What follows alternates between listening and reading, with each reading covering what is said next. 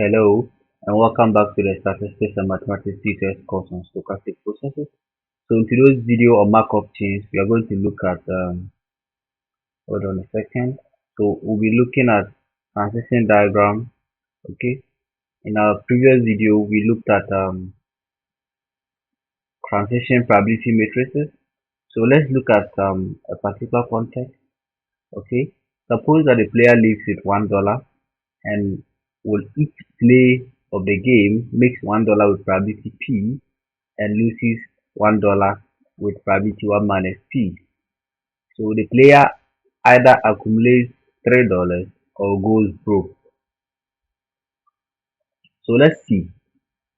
So we can see or represent state 0 as the state that the player is broke, and state 3 as the state that the player has $3. So state 1 will mean that the player has $1, and state 2 will mean the player has $2.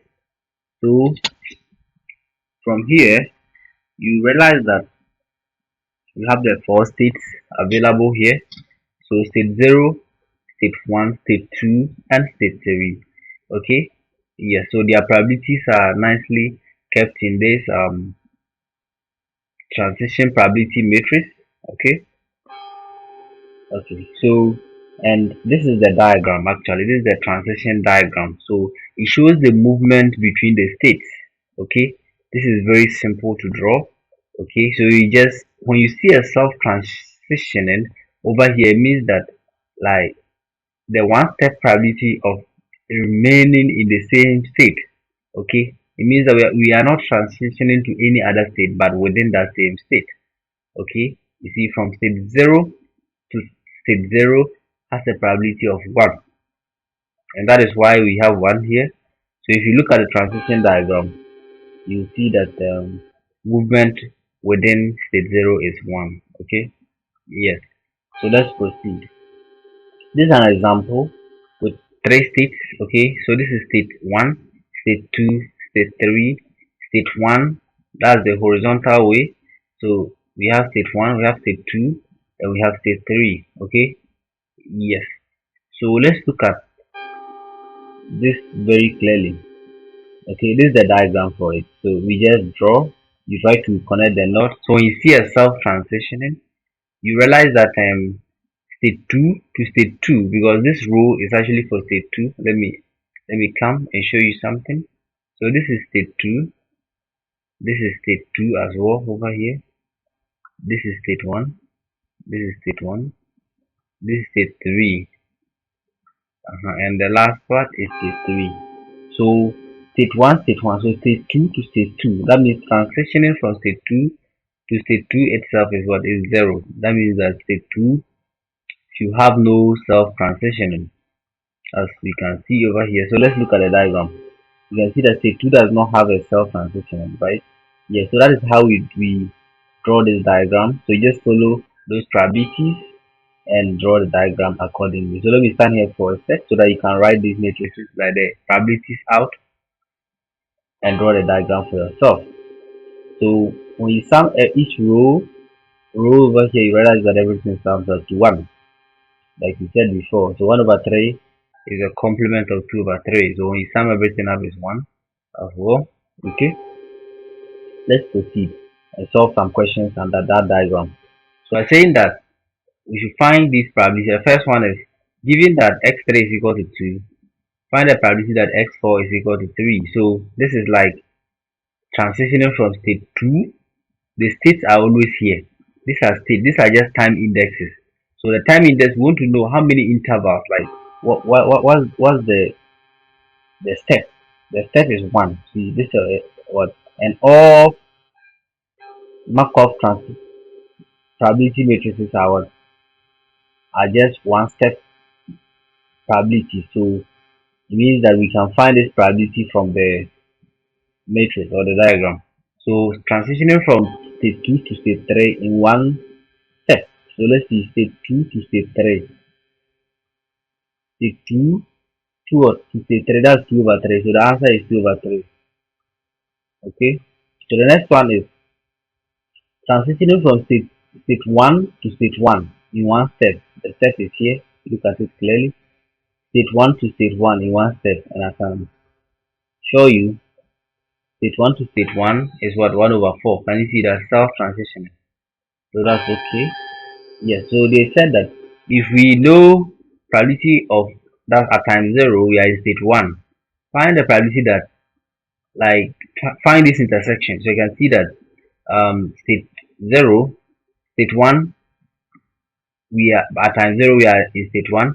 Then at time 1, we are in state 2. Find this. This is an intersection. So let's look at the solution closely. Okay, we can all attest to the fact that when you try to, the conditional probability of x1 is equal to 2 given that x0 is equal to 1 can be seen at the intersection, that is this intersection, divided by the probability that x0 is equal to 1, right? So if that is true, then we can easily make the numerator, which is our desired probability, the subject.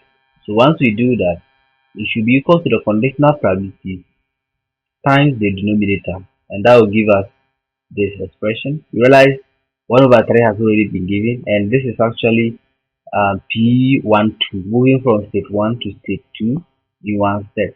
So that's 1 over 2 probability times the 1 over 3. This will give us 1 over 6. Let's look at the last one. So we are saying that if we know the same condition, but now we want to find the intersection between three events, okay? Three events. So with this one, we can put it as a conditional probability. Like we have to condition. Maybe we know that the Markov property says that the current results should be dependent only the past, the immediate past, right? So meaning when we are looking at time 0 and that of time 1, to predict time 1, something happening at time 1, we need time 0, isn't it? Yes. And to predict time 2, something at time 2, we need what? An occurrence at what? Time 1. Good. So meaning to solve this, we can say that this intersection should be equal to the condition that we are in state what? State 1 at time 0. Then we move to state, state 2 at time 1. Do you get that? State 2 at time 1. Then times the probability that we are now in state 1 from here. See that we are in state 1. We are now in state 1, but we are transitioning to state what? Like we are now in state 2 at time 1. Sorry, we are in state 2 at time 1 here. Okay, so and we are transitioning to state 3 at time 2 because we are now moving a step ahead. Okay, and this can only happen if and only if we have made a step to state what? To state 2 at time 1. That is from the time 0. So we know that our current location is what? Is state 2 at time 1. So we move finally to state what? 3 at time 2. Okay. Remember we said according to the Markov property, this has nothing to do with x0 is equal to 1. So everything will reduce to x1 is equal to 2. And these probabilities can easily be gotten from the transition probability matrix or diagram, right? You can see all of them are here. All are here. We can read them from here. Okay. Yes. So by looking at it, you realize that this is just P12 and this is P23. The probabilities are there. We substitute them inside and we get 1 over 9 out of our answer. Okay. Yes. So we can look at another example which has only two possible states. Okay. And then the transition probability matrix is given by this. So our main question is to find, like, to draw a transition diagram for this. This is very easy to do, right? It's very easy to do. This is just it, right? A transition diagram, very easy. Then the next one is to find the probability that the system is in state what? But we need to reach some condition that was given. So the system, they said that suppose that the system is in state 0 at time n is equal to 0. That means initially our current location is in what? State 0 at time 0. Then they want us to find the probability that the system is in state 1 in 3 steps. That's at n time n equal to 3. Do you get it? So meaning we need to take this matrix to the power 3 and now read the state of and now read P01. We read P01. So we can make here, maybe this is state 0, state 1, state 0, state 1. Okay, this is what I'm trying to say. So this is state 0, this is state 1. This is state 0, this is state 1.